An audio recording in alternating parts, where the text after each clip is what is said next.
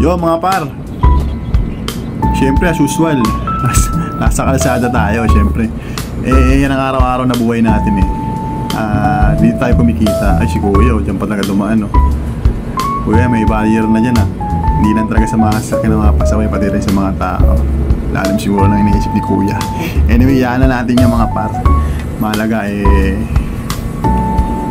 nasa gilid na gilid naman siya, pero delikado pa rin mga par. Yun mga par, and syempre sabi ko nga, nasa kalsada tayo as usual.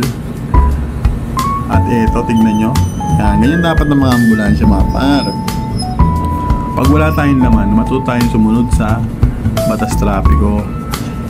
Yung iba kasi mga ambulansya mga par, kahit walang laman, pag nagmamadali, pag alam nilang traffic, kung bawang-wang na yan sila, kahit walang laman, or kahit wala naman silang emergency na respond yan, diba?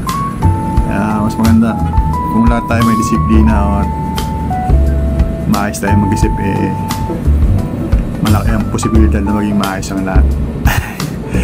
Mga pare, kung pasaway ka, huwag mo namang kalirin. Ako siyempre aminado naman sarili ko, minsan talaga may mga paglabag din tayo, marami rin tayong paglabag na ginawa.